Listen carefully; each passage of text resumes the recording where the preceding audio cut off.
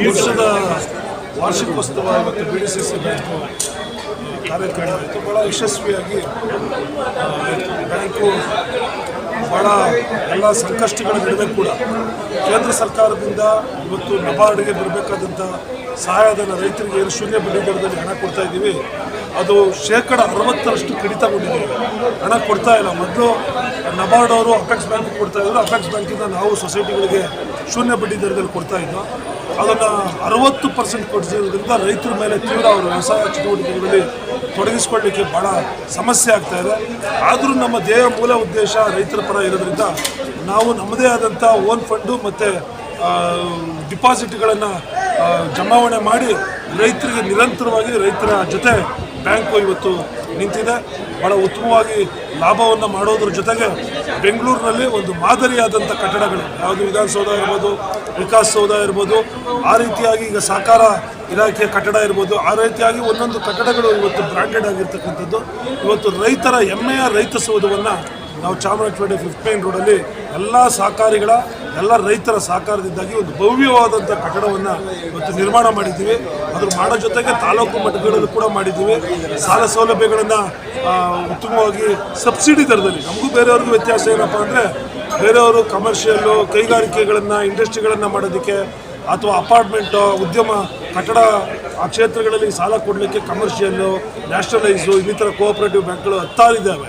ಆದರೆ ರೈತ ಮನೆ ಕಟ್ಟಿದ್ರೆ ಸಾಲ ಕೊಡೋದಕ್ಕೆ ಯಾವ ಸಂಸ್ಥೆನೂ ಇಲ್ಲ. ರೈತ ವ್ಯವಸಾಯ ಮಾಡೋದಕ್ಕೆ ಯಾವ ರೈತನೂ ಇಲ್ಲ. ಕೋಳಿ ಕುರಿ ಅವನು ಸಮಗ್ರವಾಗಿ ರೈತ ಆರ್ಥಿಕವಾಗಿ ಬಲಿಷ್ಠಗೊಳ್ಳಲಿಕ್ಕೆ ಸಬ್ಸಿಡಿ ದರದಲ್ಲಿ ನಾವು ಸಾಲ ಕೊಡ್ತಾರೆ ಎಲ್ಲರೂ.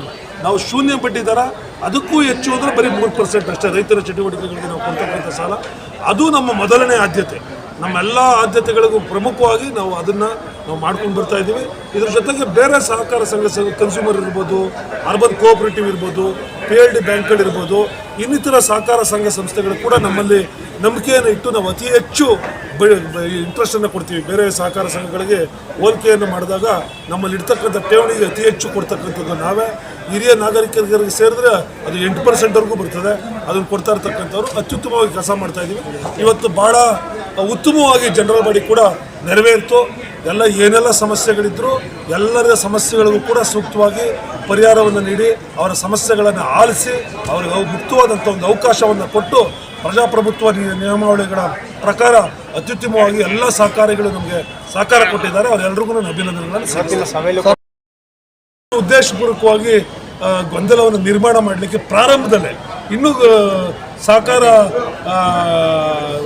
ಸಬ್ಜೆಕ್ಟೇ ರೈಸ್ ಆಗೋಕ್ಕೆ ಮುಂಚೆನೇ ಕೆಲವರು ಅನಾವಶ್ಯಕವಾಗಿ ಗೊಂದಲ ಮಾಡಬೇಕು ಅಂತೇಳಿ ಏನೋ ಮಾಡೋಕ್ಕೆ ಹೋದರು. ಬೇರೆ ಸಹಕಾರಿಗಳು ಬೇಸರಗೊಂಡ್ರು. ಇಲ್ಲ, ನೀವು ಮಾಡ್ತಾ ಇರೋದು ತಪ್ಪು, ಇನ್ನು ಸಭೆನೇ ಪ್ರಾರಂಭ ಆಗಲಿಲ್ಲ, ಹೀಗೆ ನೀವು ಈ ರೀತಿ ಏಕಸಾಮಧ್ಯಾಪತ್ಯ ಇಡೀ ಆಡಳಿತ ಮಂಡಳಿ ಈ ವಾರ್ಷಿಕ ಸಭೆನ ನೀವು ನಿಯಂತ್ರಣಕ್ಕೆ ತೆಗೆದುಕೊಳ್ಳೋಕೆ ಹೋಗ್ತಾ ಇದ್ದೀರ ಅಂತೇಳಿ ಕೆಲವು ಯುವ ಮಿತ್ರರು, ಸ್ವಲ್ಪ ಸಹಕಾರಿಗಳು ಸ್ವಲ್ಪ ಅದರ ವಿಚಾರವಾಗಿ ಕೆಲವರು ಬಂದಿದ್ದಂಥವರು ಅವ್ರ ವಿರುದ್ಧವಾಗಿ ಇದು ಸರಿಯಲ್ಲಪ್ಪ, ನೀವು ತಪ್ಪು ಮಾಡ್ತಾ ಇದ್ದೀರಿ ಅಂತ ಬುದ್ಧಿ ಹೇಳಿ ಅವ್ರಿಗೆ ಸುಮ್ಮನೆ ಕೊಟ್ಟರು.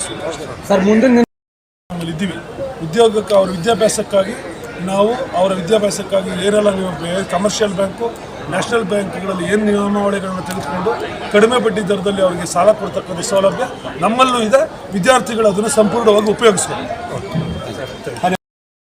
70ನೇ ವಾರ್ಷಿಕೋತ್ಸವದ ನಮ್ಮ ಸಾಮಾನ್ಯ ಸಭೆ, ಸಾಮಾನ್ಯ ಸಭೆ ಇದು ನಮ್ಮ ಈ ಅವಧಿಯ ಕಡೆಯ ಜನರಲ್ ಬಾಡಿ. ಇದು ಅಂದರೆ ಈ ವರ್ಷದ 21ರಿಂದ 26 ತನಕ ಏನು ನಮ್ಮದು ಅವಧಿ ಇತ್ತು, 25 ತನಕ ಅವಧಿ, ಇದು ಕಡೆಯ ಜನರಲ್ ಬಾಡಿ, 5ನೇ ಜನರಲ್ ಬಾಡಿ. ಹಾಗಾಗಿ ಇದು ಭಾಳಷ್ಟು ಈ 5 ವರ್ಷದ ಏಳು ಬೀಳಿನಲ್ಲಿ ಬೇಕಾದಷ್ಟು ಸಾಧನೆಗಳನ್ನು ನಾವು ಮಾಡಿದ್ದೀವಿ. ಅದಕ್ಕೋಸ್ಕರ ನಮಗೆ ಹೆಮ್ಮೆ ಇದೆ. ನಮ್ಮ ಬಂದಿರತಕ್ಕಂಥ ಎಲ್ಲ ನಮ್ಮ ಸದಸ್ಯ ಮಿತ್ರರು, ಸಹಕಾರಿಗಳು ಭಾಳಷ್ಟು ಚೆನ್ನಾಗಿ ಒಂದು ಇದನ್ನು ಸಭೆಯನ್ನು ನಡೆಸಿಕೊಟ್ರು. ಮತ್ತು ಈ ಸಭೆ ಯಶಸ್ವಿಯಾಗಿ ನಡೆದೈತೆ ಇವತ್ತು. ಮತ್ತು ನಾವು ಏನೇನು ಗುರಿಯನ್ನು ಹೊಂದಿದ್ದೋ ಅದನ್ನೆಲ್ಲ ನಾವು ಸಾಧನೆಯನ್ನು ಮಾಡಿದ್ದೀವಿ. ವಿಶೇಷವಾಗಿ UPI ಅಂತಂಥ ಬ್ಯಾಂಕಿಂಗ್ ಕ್ಷೇತ್ರದಲ್ಲಿ ಭಾಳಷ್ಟು ದೊಡ್ಡ ಸಾಧನೆ ಅಂದರೆ UPI.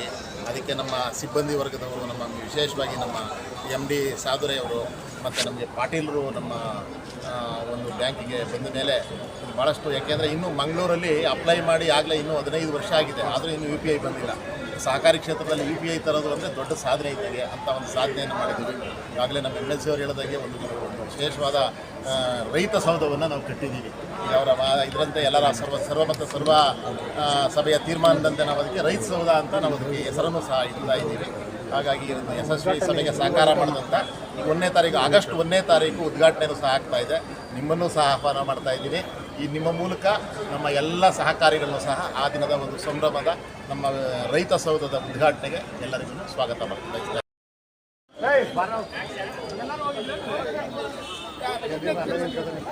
ನಮ್ಮ ಶ್ವಾಸ ಹೊಟ್ಟೋದ್ನೇ